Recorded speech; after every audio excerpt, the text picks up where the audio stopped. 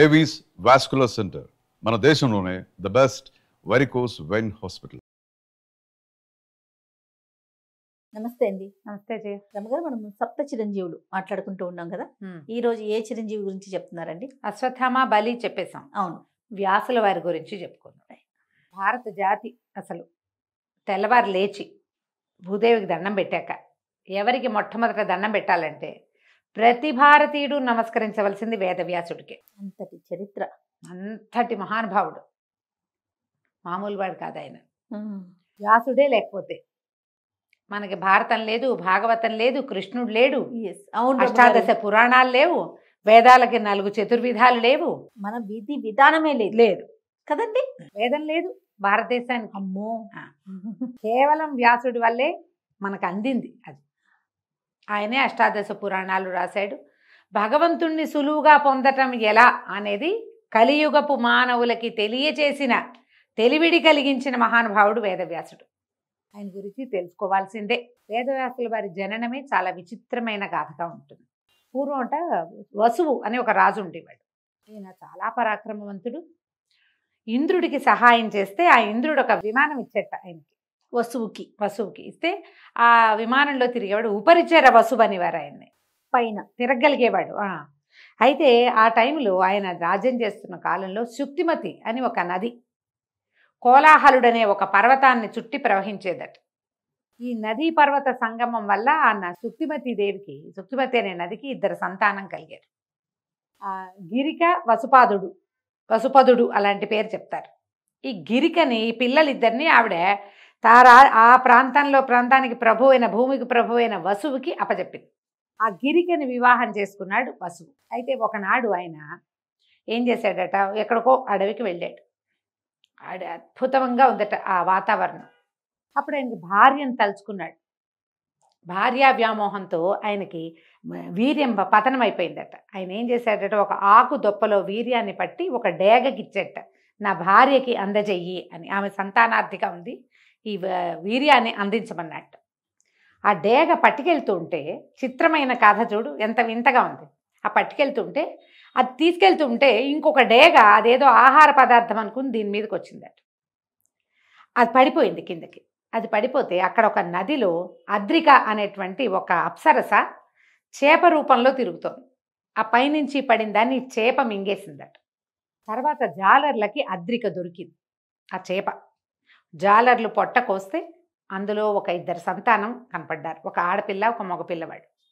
అప్సరస ఈ పొట్ట కోయగానే అప్సరస శాప విముక్తి అయి వెళ్ళిపోయింది. కానీ వసురాజు వల్ల, ఈయన వసువు వల్ల కలిగినటువంటి ఈ 2 సంతానం ఉన్నాయి.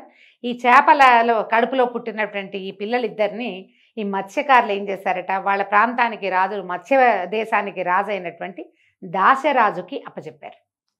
ఆయన ఆ కుమారుణ్ణి, కుమార్తెని ఆయన పెంచుకున్నాడు. ఆ పిల్లల్ని, పిల్లవాడిని. కుమారుడు మత్స్యదేశానికి రాజు అయ్యాడు. ఆ కుమార్తె మత్స్యగంధి పేరుతోటి ఈయన దగ్గర, దాశరాజు దగ్గర పెరిగేది. ఈ అమ్మాయి ఏం చేసేది, గంగా నది దాటిచ్చేది వచ్చిన వాళ్ళందరికీ. ఆమె నుంచి ఒక చేపల వాసన వచ్చేదట, మత్స్యగంధి. చేప పొట్టలో కదా పుట్టింది, చేపల వాసన వచ్చేది. అయితే ఒకనాడు ఏమైందట, పరాశరుడు అనే మహర్షి గంగానది దాటడానికి ఈ అమ్మాయి పడవెక్కాడు. ఈవిడ మహాద్భుత సౌందర్యవతి, భూమండలానికి చక్రవర్తిగా, ఆ ప్రాంతానికి చక్రవర్తిగా ఉన్న రాజు వలన ఒక అప్సరస కడుపులో జన్మించింది. ఈమె చాలా సౌందర్యవతి. ఈ పరాశరుడు ఆమెను కోరాడు. ఆమె ఏమందంటే, మీరు మహర్షి, నేనేమో కన్యని, నా తండ్రికి ఏం సమాధానం చెప్తాను అంటే, ఆయన ఏమన్నాడు, నీ కన్యాత్వం భంగం కాకుండా నీ పొందుని నేను తీసుకోగలనని చెప్పాడు. ఇదంతా ఇంత పట్టపగలు అందరూ కనపడుతూ ఉంటారు. పడవలో నువ్వెట్లా నన్ను పొందుతావంటే, ఏం కాదు ఇదంతా అని చుట్టూత ఒక చీకటిని సృష్టించాడట ఆయన. ఆ పడవ ఎవరికి కనపడకుండా చీకటి దాంట్లో, కృష్ణద్వీపం అంటారు, ఒక నల్లటి చుట్టూత ఒక ద్వీపం లాంటిది ఏర్పడిందట. ఈ పరాశరుడు ఎవరు, వశిష్ఠ మహర్షి కుమారుడైనటువంటి శక్తి యొక్క కుమారుడు పరాశరుడు. ఈ పరాశరుడు చాలా గొప్ప మహర్షి, ఎవరు అలాంటిది కలగచ్చు. కానీ ఇక తను ఎవరిని కోరాడో ఆమె కన్యాత్వం భంగం కాకుండా ఆమెని నేను పొందగలనని చెప్పాడు. అయితే ఆ అమ్మాయి ఏమంది, ఇంకా భయపడింది ఆవిడ. ఆ పిల్ల చిన్నపిల్ల, ఈయనేమో చాలా పెద్ద సీనియర్ ఋషి. అమ్మాయి ఏమందంటే నా నుంచి చేపల వాసన వస్తుంది, నువ్వు ఋషివి, సంయమివి, నా నుంచి వచ్చే ఈ చేపల గంధాన్ని నువ్వు ఎట్లా భరిస్తావంటే, కాదు, నీ నుంచి సుగంధం వచ్చేలాగా చేస్తాను నేను. నువ్వు ఎక్కడ నిలబడితే అక్కడి నుంచి యోజనం వరకు, కొన్ని మైళ్ళ వరకు నీ నుంచి సుగంధం వస్తుంది. నువ్వు మత్స్యగంధివి కాదు, ఇక నుంచి యోజన గంధివి నువ్వు అని చెప్పాడు. ఆమెతోటి గడిపాడు ఆ పడవలో. ఆమెకి వెంటనే ఒక కుమారుడు కలిగాడు. ఈ నల్లటి ద్వీపంలో పుట్టడం వల్ల కృష్ణద్వైపాయనుడు అన్నారు ఆయనే వ్యాస మహర్షి. ఈయన ఎంత చిత్రమైన జన్మ కలిగిన. ఈ పుట్టిన వెంటనే ఆయన తల్లికి నమస్కరించి, తపస్సు చేసుకోవడానికి వెళ్తానమ్మా నేను, నువ్వు నన్ను తలుచుకున్నప్పుడు నీ దగ్గరికి వస్తాను అని చెప్పి వ్యాసుడు వెళ్ళిపోయాడు. పరాశరుడు వెళ్ళిపోయాడు. ఈ మత్స్యగంధి యోజనగంధిగా మారిన ఆ అమ్మాయి మామూలుగా ఇంటికి వెళ్ళిపోయింది. ఇలా ఒక ప్రత్యేక సందర్భంలో వ్యాసుడు జన్మించాడు. బా, కథ వింతగా ఉంది కదా, చాలా. కానీ మహాభారతంలో ముందు చెప్పబడుతుంది. అయితే ఏమైంది, ఆవిడ పేరు సత్యవతి, అమ్మాయి పేరు. వాళ్ళు అలా కూడా పిలిచేవాళ్ళు. ఆమె మత్స్యగంధి అంటే చేపల వాసన వస్తుందని మత్స్యగంధి అనేవాళ్ళు. అసలు ఈయనేమో యోజన గంధిని చేశాడు ఆవిడ్ని. ఆవిడ సత్యవతిగా ఉంది. తర్వాత కాలంలో ఏమైంది, ఈ ప్రాంతానికి రాజైనటువంటి శంతనుడు ఈమెను ప్రేమించాడు, ఈ సత్యవతిని. ఆయనకి ముందే సంతానం ఉంది గంగాదేవి వల్ల, కుమారుడు ఉన్నాడు. కానీ ఈ అమ్మాయిని పెళ్లి చేసుకుంటానంటే దాసరాజు ఏమన్నాడు, మా అమ్మాయిని కావాలంటే నీకు ఇస్తా, సత్యవతిని నీకు ఇస్తాను, కానీ ఆవిడకి పుట్టిన కుమారుడే రాజు కావాలి అంటే. ఈయనకు ఆల్రెడీ కొడుకున్నాడు భీష్ముడు. ఆయన పేరు భీష్ముడు కాదు అప్పటికి, దేవవ్రతుడు. ఈయనకి పెద్దవాడు యుక్త వయస్కుడైన కుమారుడుండి, ఇప్పుడు ఆ అబ్బాయి రాజ్యానికి రావాలి, ఈవిడ కొత్తగా పెళ్లి చేసుకుని అమ్మాయి కుమారుడికి రాజ్యం ఎట్టా ఇస్తాడు, ఆయన ఊరుకున్నాడు. అవును, ఊరుకుంటే ఆయన ఆవిడ్ని తలుచుకుని బాధపడుతున్నాడని కుమారుడైనటువంటి దేవవ్రతుడు తెలుసుకుని అతను దాసరాజు దగ్గరికి వచ్చి, నీ కుమార్తెని నా తండ్రికి ఇచ్చే వివాహం చేయి, నాకు రాజ్యం అక్కర్లేదు, ఈవిడికి పింతలికి పుట్టిన సంతానానికే రాజ్యం ఇప్పిస్తానన్నాడు. దాసరాజు అన్నాడు, నాయన ఇవాళ నువ్వు ఒప్పుకుంటావు, రేపొద్దున నీకు పెళ్ళి అవుతుంది, నీకు పిల్లలు పుడతారు, మా నాన్న రాజ్యం వీళ్ళకి ఇచ్చారని వాళ్ళు అడగరా, రేపొద్దునైనా ఈ సమస్య వస్తుంది, ఆయన వద్దు మా అమ్మాయిని మీ నాన్నకి ఇవ్వనంటే ఆయన ఏమన్నాడు వెంటనే, కాదు అసలు నేను వివాహమే చేసుకోను, ఆ జన్మాంతము బ్రహ్మచారిగా ఉంటానని భీషణమైన ప్రతిజ్ఞ చేశాడు తండ్రి వివాహం కోసం. ఈ ప్రతిజ్ఞ తర్వాత ఏమైంది, దాసరాజు ఒప్పుకున్నాడు, తండ్రి బాధపడ్డాడు, కానీ సత్యవతిని వివాహం చేసుకున్నాడు. భీష్ముడు ఇంకా పెళ్లి చేసుకోవాలి. భీష్ముడిది ఒక ప్రత్యేకమైన గాథ మళ్ళీ ఇంకోసారి చెప్పుకుందాం, ఈ లైన్లో ఆయన లేడు కదా. ఈ వివాహం అయిన తర్వాత ఆవిడకి 2 కుమారులు కలిగారు రాజుగారి వల్ల, శంతనుడి వల్ల. చిత్రాంగదుడు, విచిత్ర వీరుడు. వీళ్ళు కొంచెం సామాన్యమైన వాళ్ళు, వాళ్ళని భీష్ముడే రక్షించేవాడు. ఒకడు మరణించాడు, 2వ వాడికి వివాహం చేయాలని సంకల్పించారు. ఈయన ఏం చేశాడు, రాజు గారు తమ పిల్లలకి కూతుర్లకి స్వయంవరం ప్రకటిస్తే వెళ్ళి ఆ 3 అమ్మాయిల్ని మా తమ్ముడికి ఇచ్చి పెళ్లి చేస్తానని 3 తీసుకొచ్చాడు. అంబ, అంబిక, అంబాలిక అని 3 అమ్మాయిలు, 3 తీసుకొచ్చారు. తీసుకొస్తే అందులో అంబ ఏమంది, నేను సాల్వుడిని ప్రేమించాను, అతను ఎలాగో వచ్చాడు, అతనికి దండేద్దాం అనుకున్నాను, నువ్వు నన్ను తీసుకొచ్చేసావు, నాకు మీ అబ్బాయి మీ తమ్ముడితో పెళ్లి ఇష్టం లేదని. భీష్ముడు అన్నాడు, నీ దారి నువ్వు వెళ్ళమ్మా అని పంపేశాడు. అంబిక, అంబాలికల్ని ఈయనకి ఇచ్చి పెళ్లి చేశారు విచిత్ర వీరుడి తమ్ముడికి. ఈ వెళ్ళిన అంబ రకరకాల సమస్యలు ఎదుర్కొంది, ఆవిడ దారి ఆవిడది. ఇక్కడ వివాహం అయిందా, కొంతకాలానికి అనారోగ్యంతో విచిత్ర వీరుడు మరణించాడు. కోడళ్ళిద్దరూ ఉండిపోయారు, కుమారుడు మరణించాడు. ఇప్పుడు ఈ రాజ్యానికి, కురు సామ్రాజ్యానికి ఎవరు, శంతన్ మహారాజు పాలించినటువంటి కురు సామ్రాజ్యం హస్తినాపురమే. దీనికి రాజు ఎవరు, ఆ కోడళ్ళు ఉన్నారు కానీ పిల్లలు లేరు. భీష్ముడిని పెళ్లి చేసుకోమని బతిమలాడింది ఆవిడ. నేను ప్రతిజ్ఞ చేశాను, నేను పెళ్లి చేసుకోను అన్నాడు. చేసుకోనంటే ఆవిడేముంది, దేవర న్యాయం అని ఒక న్యాయం ఉంది. ఈ దేవర న్యాయం, ఇలాగ సంతానం లేకపోతే బావగారో మరిదో వీళ్ళతోటి వీళ్ళని వివాహం చేసుకోకుండా వీళ్ళకి సంతానాన్ని ఇవ్వచ్చు, రాజ్యానికి వారసులు ఉంటారని అడిగితే దానికి కూడా ఆయన ఒప్పుకోవాలి. అయితే అప్పుడు వీళ్ళు కొన్ని పాత గాథలు విని ఏమన్నారంటే, ఎవరైనా ఒక ఉత్తమ బ్రాహ్మణుడి వలన ఈ స్త్రీలకి, అంటే ఈ భర్తలు చనిపోయినటువంటి వీళ్ళిద్దరికీ సంతానాన్ని గనక కలిగిస్తే ఆ సంతానం క్షేత్రజులుగా వాళ్ళకి ఆ అధికారం వస్తుంది. ఉండేది, అట్లాంటివి జరిగేవి అప్పట్లో, ఉన్నది ఒక తర్కాణం కూడా చెప్పాడు. అప్పుడు ఈ సత్యవతీదేవికి జ్ఞాపకం వచ్చింది. భీష్ముడు ఒప్పుకోవట్లేదు, భీష్ముడు ఈ రాజ్యానికి రాజకుమారుడు అయినప్పటికీ తనకొక కుమారుడు ఉన్నాడు. ఎవరైనా వేదవ్యాసుడు. వ్యాస మహర్షిని పిలవాలని అనుకున్నాడు. ఆయన్ని తలుచుకుంటే ఆయన ప్రత్యక్షమయ్యాడు. అప్పటికే మహాతపస్విగా ఉన్నాడు ఆయన.